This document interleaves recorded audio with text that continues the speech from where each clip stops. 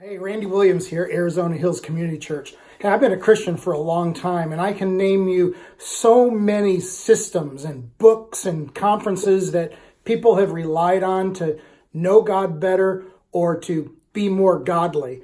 I can think of the personality tests in the late 80s, 90s, the sanguine and cleric and that type of thing. You might remember that going around.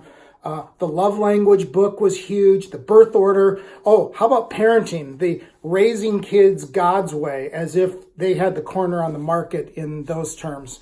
You know what I'm talking about. Sometimes we rely on things, systems, to make us closer to God rather than some of the more obvious things. This Sunday, we're going to be preaching on the spiritual gifts. Quite honestly, some people rely too heavily on the spiritual gifts survey or test. I think they're great. I've done them. It kind of gives you an idea of who you are and how to serve God. But the reality is that can only take you so far.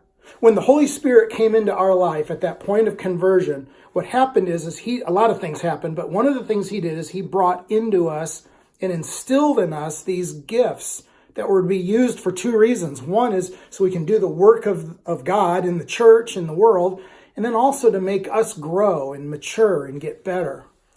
But then I looked at 1 Corinthians chapter 13, and things changed. I mean, there were some good things in Romans 12 and 1 Corinthians 12, 13, 14, Ephesians 4 about spiritual gifts. But when it really came down to it, 1 Corinthians 13, 1 helped put it into perspective for me. Paul wrote, if I speak in the tongues of men or angels, there's a spiritual gift, but do not love, I am but, listen, a resounding gong or a clanging cymbal.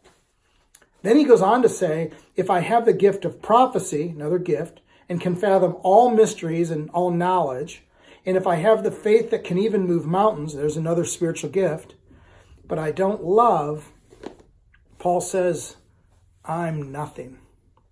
This Sunday, we're going to talk about spiritual gifts, what it is that God's made us and created us to do. But we're going to keep in mind this, that loving people trumps all of those things. Please stop in and see us. We meet at Boulder Creek High School in the auditorium every Sunday at 10 a.m. It'd be our honor to have you join us. Have a great weekend as you exercise your spiritual gifts and as you love people for God. Bye.